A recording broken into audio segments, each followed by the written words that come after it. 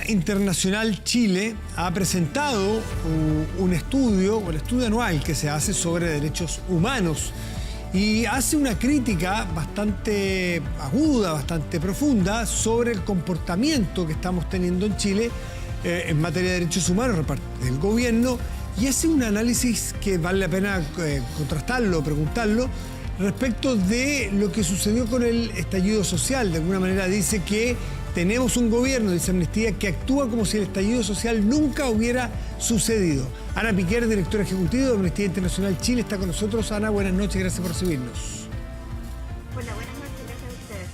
Te escucho bajito, te escucho muy bajito. No sé si en la mesa nuestra o tú te tienes que acercar. O ahí. No sé. Ahí ¿Sí? estás. ¿Ahí mejor? Ahí sí. Perfecto. Primero, déjame la pregunta de general, luego vamos más a lo particular. ¿Por qué este vínculo para hacer el análisis con un episodio que ya lo hemos conversado en materia de derechos humanos, que fue lo que ocurrió después del 18 de octubre? ¿Por qué vincularlo con la pandemia? ¿Cuál es el link que hacen ustedes? El link, y de hecho no es algo que veamos solamente en Chile, es que el estallido social, si uno no se queda con la crisis de derechos humanos que se produjo desde la perspectiva del uso excesivo de la fuerza por parte de las policías y todo lo que hemos denunciado desde Amnistía Internacional, se produjo por una demanda de fondo de la ciudadanía.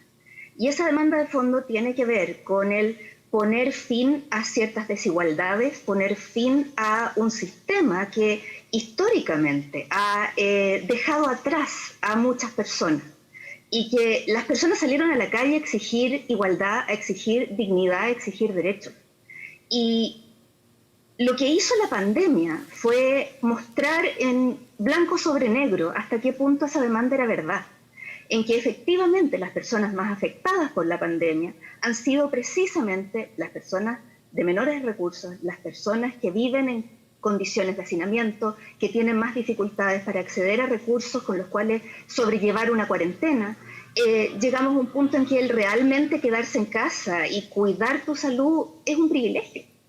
Y eso es la conexión, es que en definitiva hay una demanda de fondo debajo, que la pandemia lo puso en evidencia aún más fuerte de lo que ya era. Ya. Y lo preocupante, en definitiva, eso sigue sin atenderse a nivel estructural.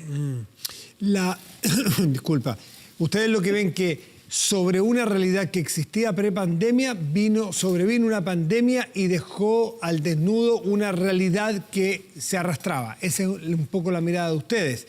Me gustaría saber dos cosas fundamentales para entender. Primero, la comparación con otros países cercanos que puedan tener realidades parecidas, aunque sabemos que el coronavirus se ha comportado distinto en todas partes. Y lo otro, ¿cómo ven ustedes de la perspectiva de los derechos humanos el manejo en particular de la crisis sanitaria? Partamos por lo segundo, si te parece. A ver, respecto de la crisis sanitaria, primero decir que Amnistía Internacional somos una organización especialista en derechos humanos y no en epidemiología, ni somos las personas más indicadas para evaluar medidas sanitarias específicas. Dicho eso, un gobierno tiene el deber de resguardar el derecho a la salud y a la vida de su población, y para eso es imprescindible que tome medidas que estén en línea con lo que dice la ciencia, con lo que recomiendan las personas expertas en la materia. Y ahí nuestra preocupación, y de hecho es uno de los puntos centrales que estamos poniendo sobre la mesa con este lanzamiento, es que han habido muchas voces de personas expertas, de organizaciones gremiales, que han manifestado el hecho de que no están siendo escuchadas. Pero, Ana, de que no se están adoptando esas recomendaciones, sí, y que en definitiva, o que se están haciendo de manera muy tardía. Ana, una de las características de esta pandemia, en todo el mundo y en Chile también, es que las personas expertas también se han equivocado mucho. Súper profesionales, súper académicos en todo el mundo. Hay presidentes o presidentas o cancilleras como Angela Merkel que han tenido que pedir disculpas, una de las líderes más respetadas y admiradas en el mundo actualmente, pedir disculpas. Entonces, y algunos médicos y algunas sociedades médicas, voy a hacer un chilenismo, ¿quién le ha chuntado? ¿Quién ha estado certera sin falla como para no poder hacerle el cargo que ustedes le hacen al gobierno en este caso?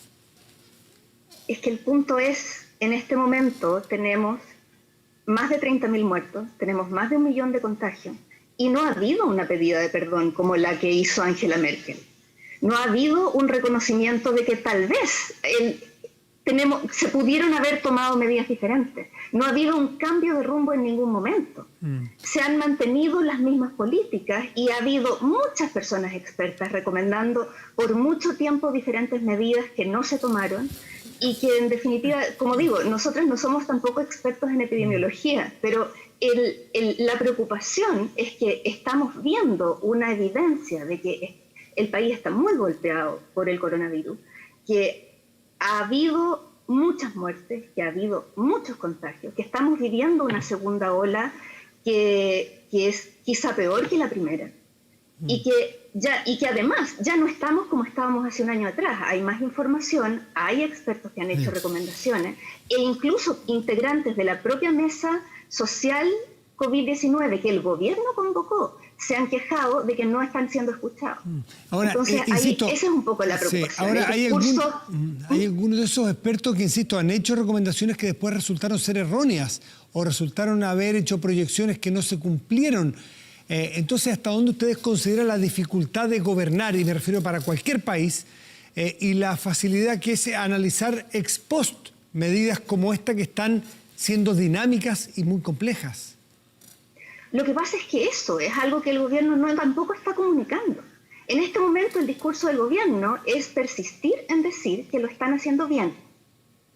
Y cuando uno tiene más de 30.000 muertos, 31.000 y tantos muertos en este momento, ¿cómo puedes insistir en que todo está bien? Hay una falta de reconocimiento de que estamos en una crisis muy grave que ha afectado a la vida, a la salud y a los medios de vida de muchas personas. Una crisis gravísima. Este es el informe sobre Amnistía Internacional Chile.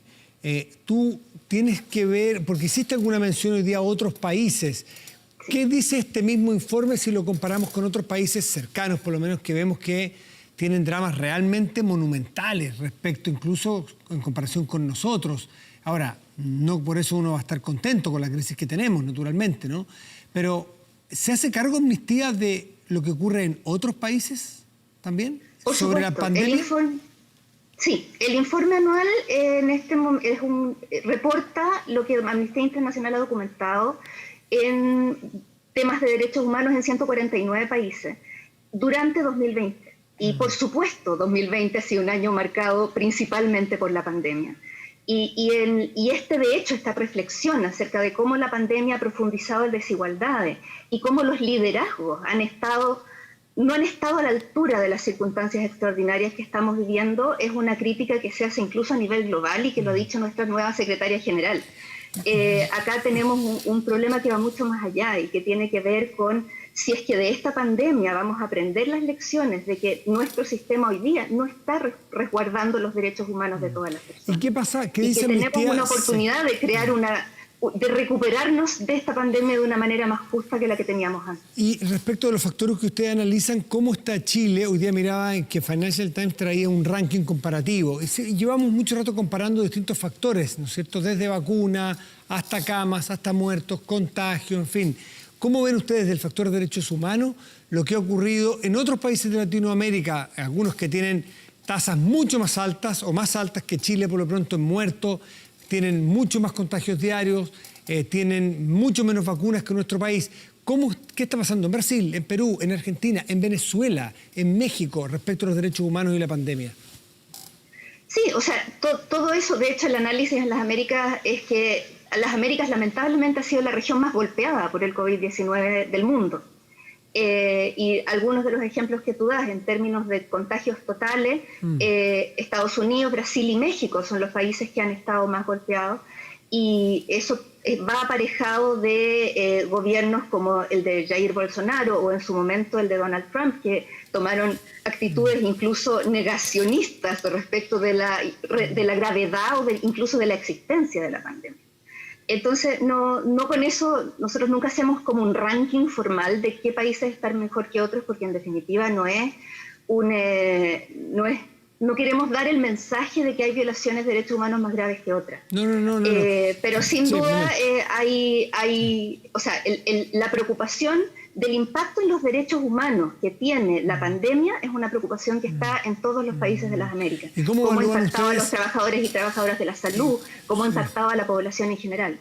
¿Cómo evalúan ustedes, por ejemplo, países que ni siquiera figuran en los rankings porque no hay certeza de los datos que entregan? Argentina, por ejemplo, no aparece en estos rankings porque no hay datos, no dan datos. Venezuela, ¿qué decir? ¿Qué se puede decir respecto a lo que está pasando en la violación de los derechos humanos de esos ciudadanos en esos países? Uno es dictadura, otro no, por eso te puse dos casos distintos. Claro, y de hecho desde Amnistía la definición de si es dictadura o no es algo en la que entremos, porque lo que importa es que hay violaciones de derechos humanos. Y en ese sentido, en los países que mencionas, sin duda, son países en los cuales se han producido violaciones de derechos humanos en el contexto de la pandemia, como también ha sido el caso de Chile. No se salva nadie. No, como te decía, el informe documenta 149 países de todo el mundo. Eso es casi todo el mundo. Y en definitiva las violaciones de derechos humanos se siguen produciendo, y la pandemia por una parte ha contribuido a profundizar esas violaciones de derechos humanos, y por otra parte también ha permitido de alguna manera distraer la atención de otro tipo de medidas, como de coartar el derecho a la protesta, el coartar la libertad de expresión. En el caso de Chile, el dejar un poquito como que ya pasó todo lo que pasó en términos de violaciones de derechos humanos en el contexto del estallido social, siendo que es algo que no solo está presente por las violaciones de derechos humanos que sucedieron en esa época, sino que incluso sigue pasando en muchos contextos, tal vez no con la misma masividad. Entonces, como dices, acá no hay un país que se salve en realidad, y esa es la señal de alerta que nos importa dar con este informe. Ana Piquer, te quiero agradecer, directora ejecutiva de Amnistía Internacional Chile. Este estudio de las Américas, uno lo puede leer con más profundidad y está en la página web de ustedes. Te queremos agradecer por esta conversación esta noche. Que estés muy bien. Ok, muchas gracias a ti. A ti. Chao. Hacemos una pausa y volvemos.